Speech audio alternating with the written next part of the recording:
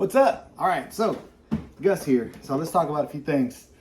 We're going to focus on this guy here with using it as his own fiber modem. ONT. These are not being used, but I like to have these out so I can show you guys what we got going on here. So put this to the side for now.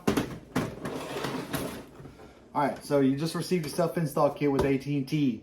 They're going to send you a, depending on what you have, if it's the fiber jack that's flat, and I'll show you here in a minute. If it's the fiber jack that's flat on the wall, they're going to send you a white and green with a red, I'll show you that too, with a red dot on the front. It's got a sleeve and it slides in and out into your SFP port here.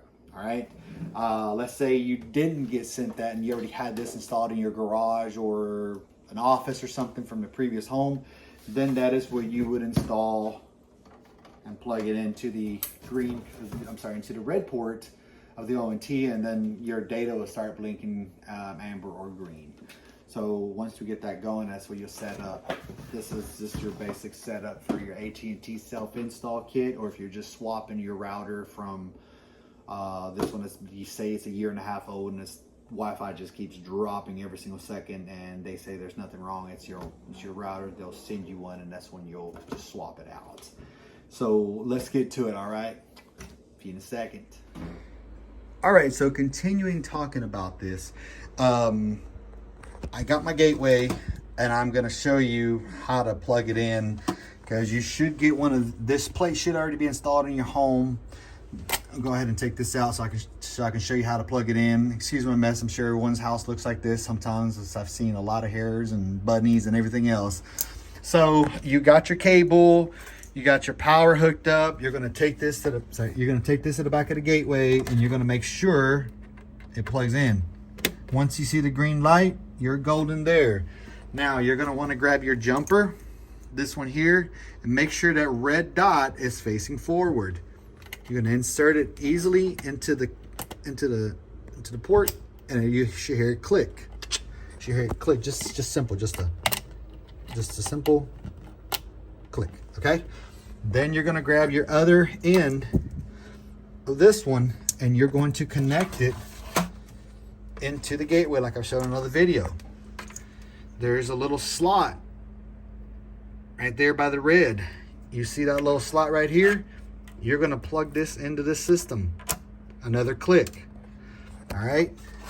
Once it works, this is going to start blinking.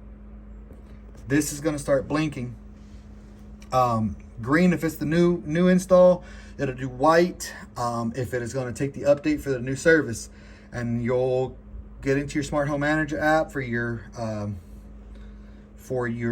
customer self-install. All right. And if you ever decide to move this for some reason, this is how you're going to do it. You're going to unplug it, plug it in, plug it in. I say it's super simple. I see a lot of these on jobs that I do for work. And don't ever remove this SFP unless you're getting a new one. And if they sent you one, perfect. If you have the separate ONT, that red data cable is going to go in here.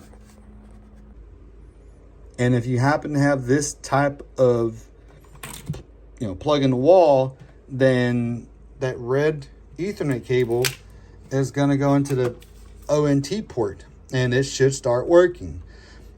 If you don't have this ONT in the wall, and say it's in a garage, that there should be an Ethernet cord plugged into here, and you should have like a red phone jack outlet somewhere in the house that you're going to connect this Ethernet cord to the plug in the wall, and then that plug is going to go into the ONT portion, and then you should have service like this one is going. I hope this clears up a few things for you guys. Just want to talk to you about it a little bit, help you out. I see a lot of these when I go do some certain repairs with Ethernet stuff, and a lot of people have a lot of trouble. I've been doing this for a while, so I kind of like, hey, I know how to do that. Let me help you out. So there you go. Have a good day.